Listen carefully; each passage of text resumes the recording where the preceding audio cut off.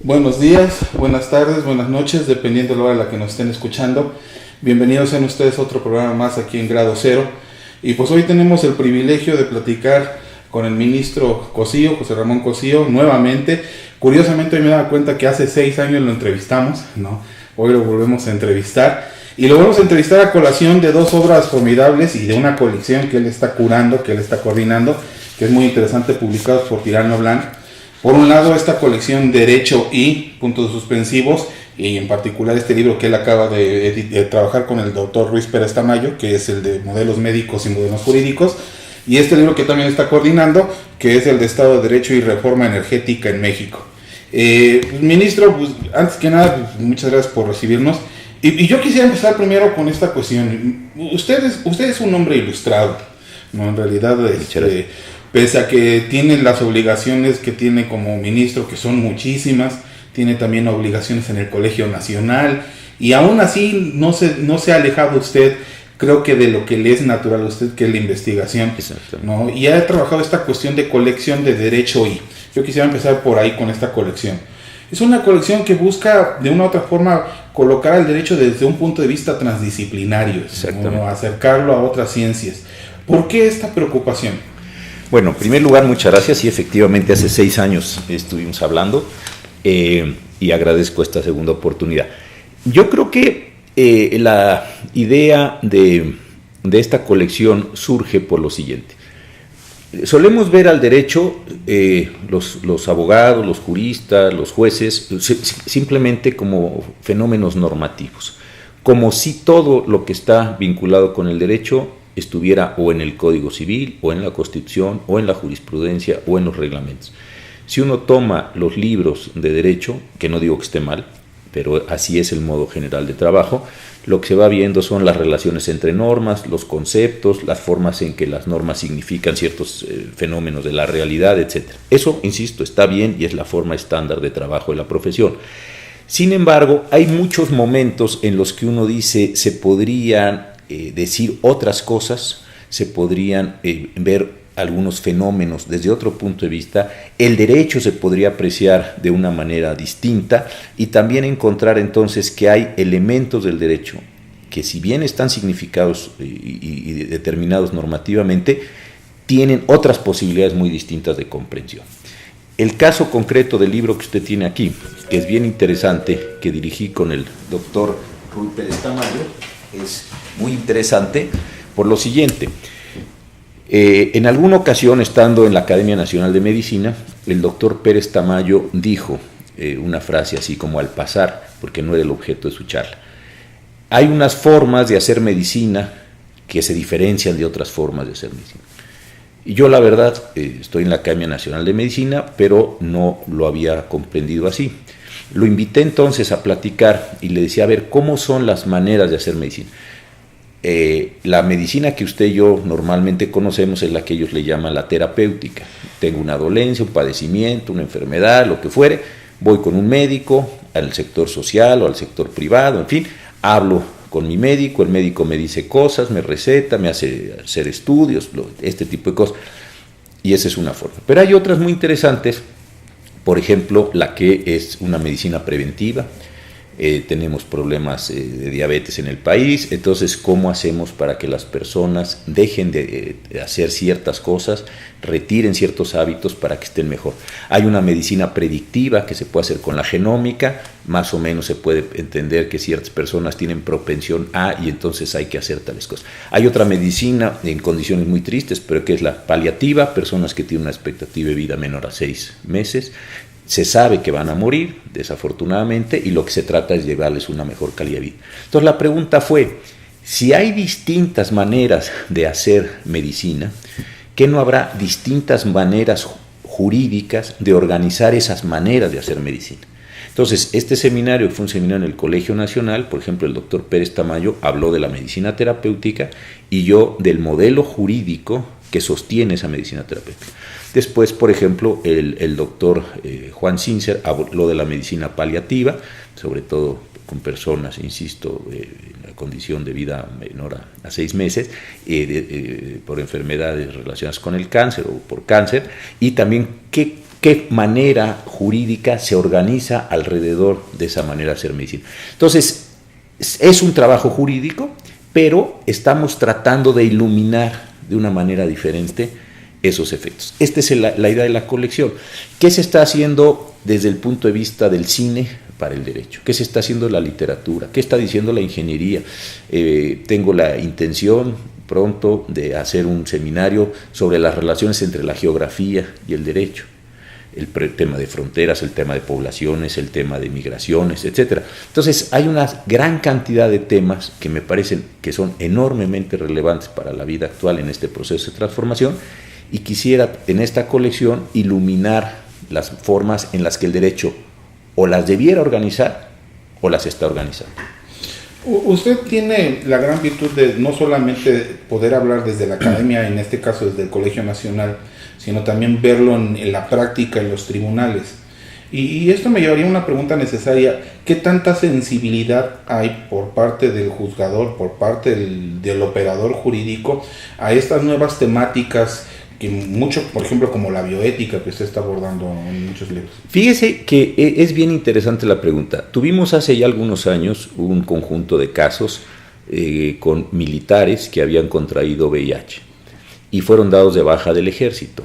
En el lenguaje militar se dice por inutilidad.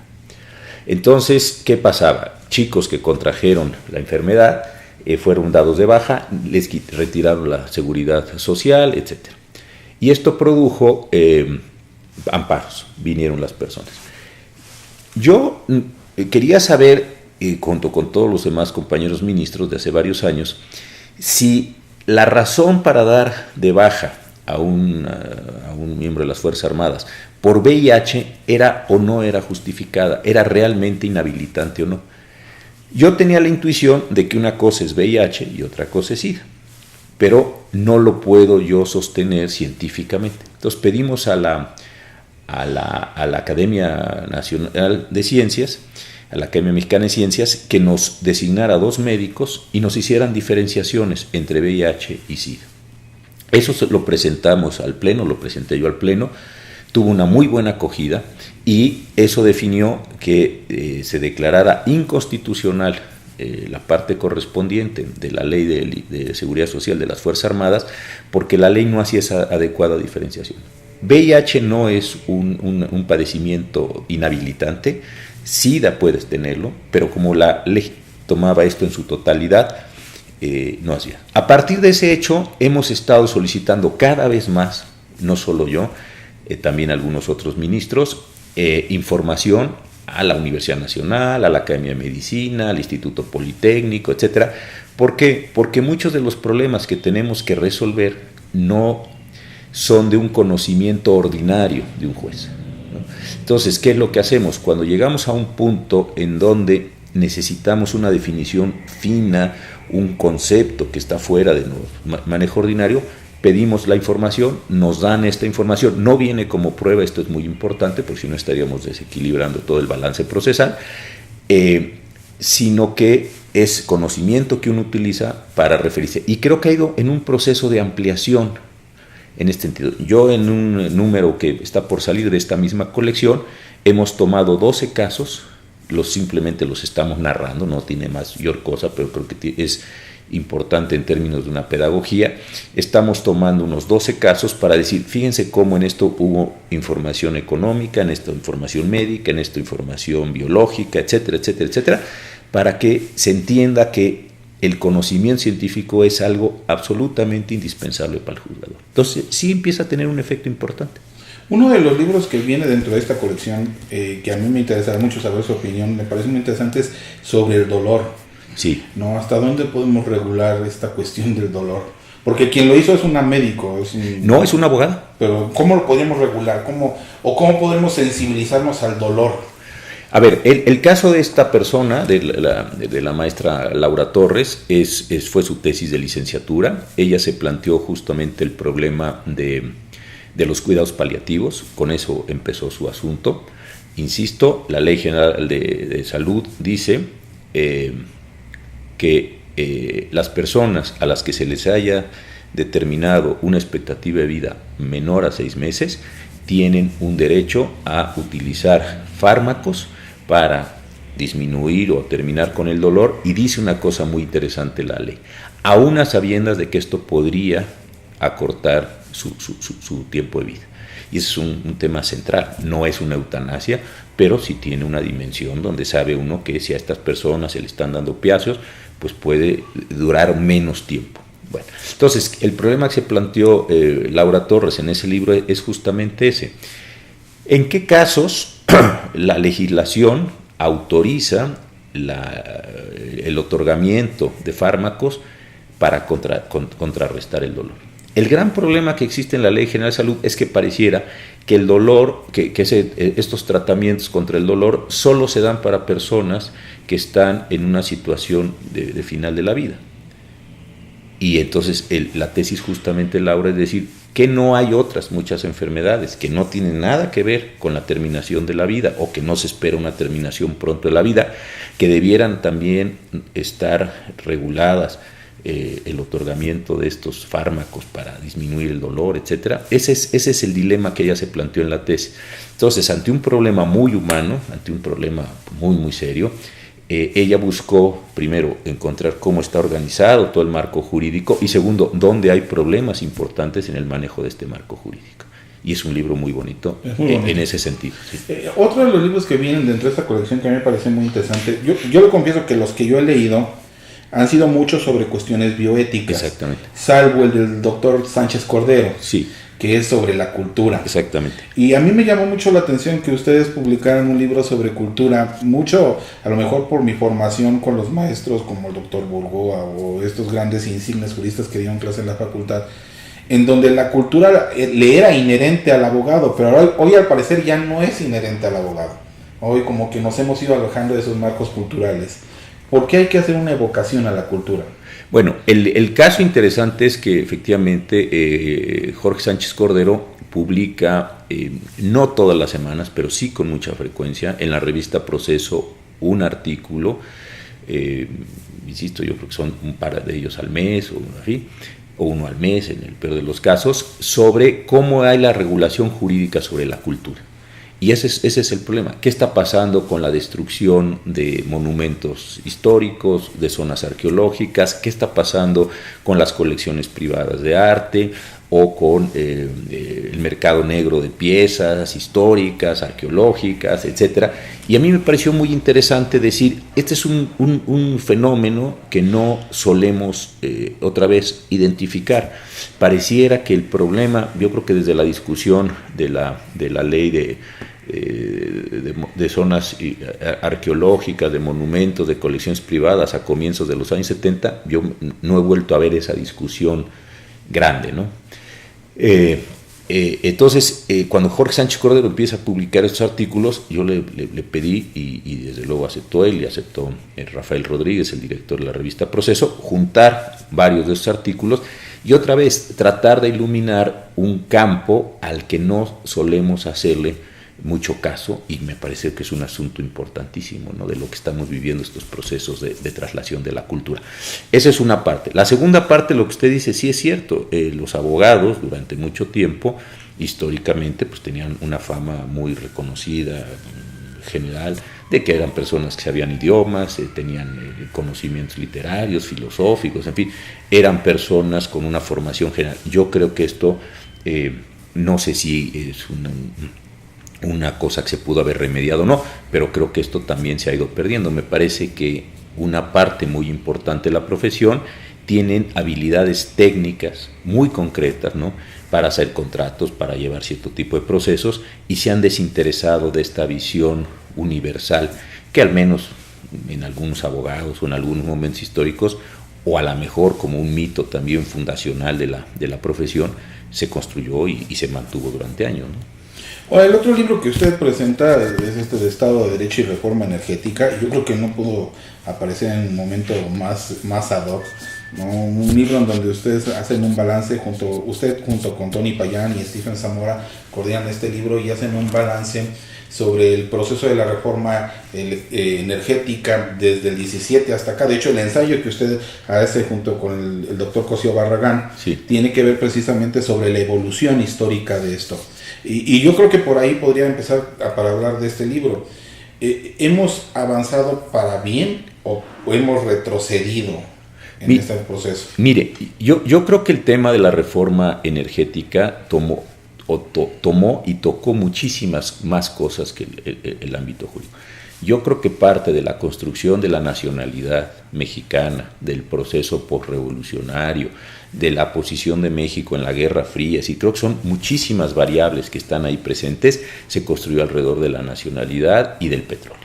Entonces, el tema del petróleo no es un problema exclusivamente energético, ni es un problema de sobrevivencia. Yo creo que tiene una enorme cantidad de elementos simbólicos. Ahora, más allá de si uno está o no está de acuerdo con la reforma, que uno podría estar en general de acuerdo o en general desacuerdo, y ya realizada la reforma, en general de acuerdo con unas cosas o no, etcétera, y hay distintas posibilidades, a nosotros lo que nos pareció es que, bien o mal, hay una reforma energética.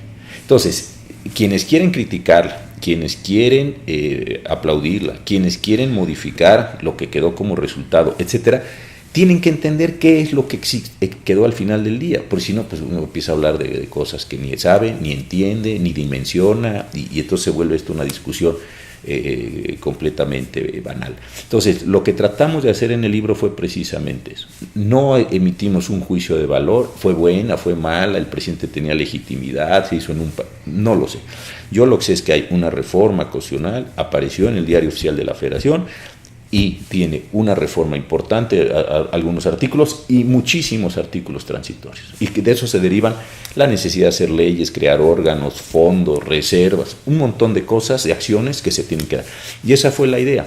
Tomemos la reforma y explorémosla en un número, no todos, habría cosas que todavía pudieron haberse sacado, pero en fin no se hizo, y exploremos sus principales efectos, sus principales condiciones, demos una explicación lo más coherente posible del fenómeno.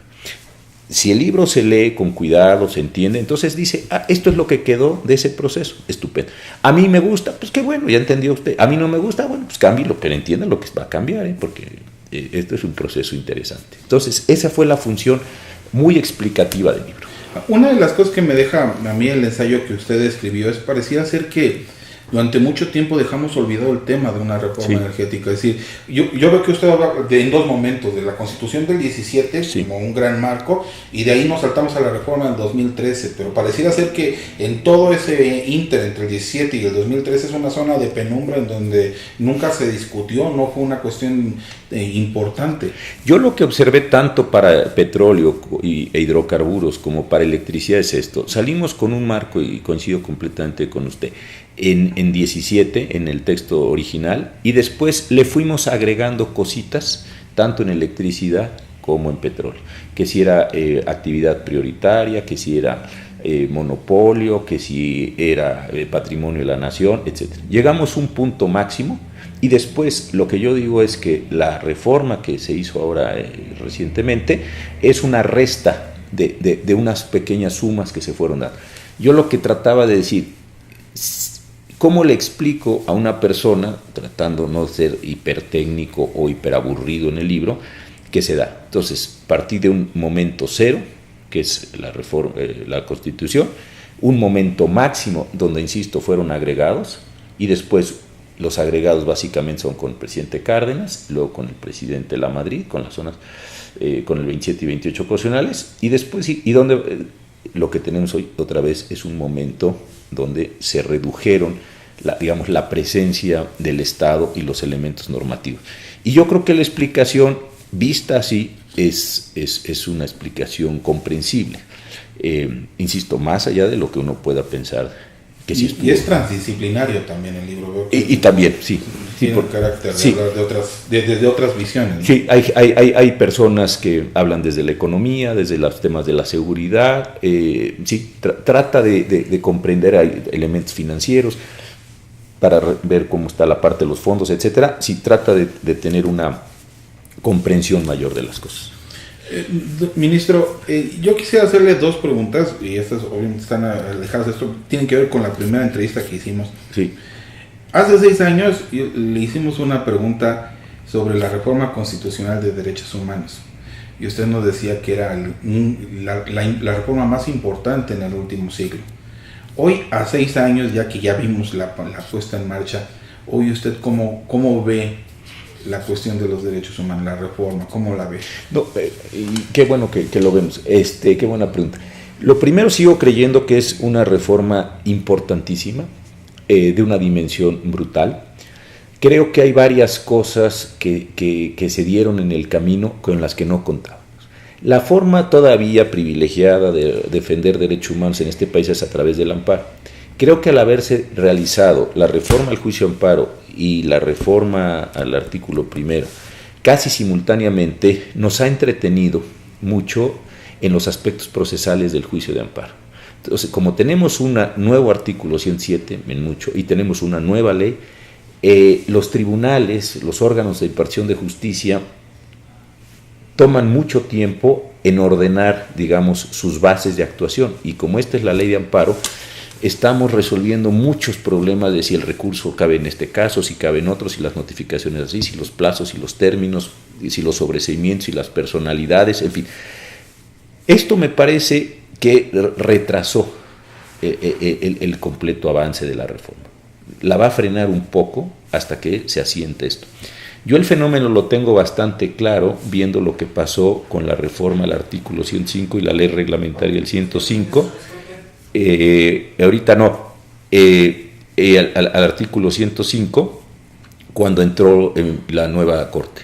Si usted se fija, los primeros años de la nueva Corte, la que entró en febrero de 95, son muchas tesis muy importantes, pero son tesis que estaban ordenando el material procesal, el mundo procesal, por decirlo así, antes de caer al sustantivo. Esto es muy importante. Entonces creo que eso nos está pasando. Primer problema. Segundo problema es que la reforma de derechos humanos, que insisto, me parece central, se dio en un momento donde hay una gran inseguridad.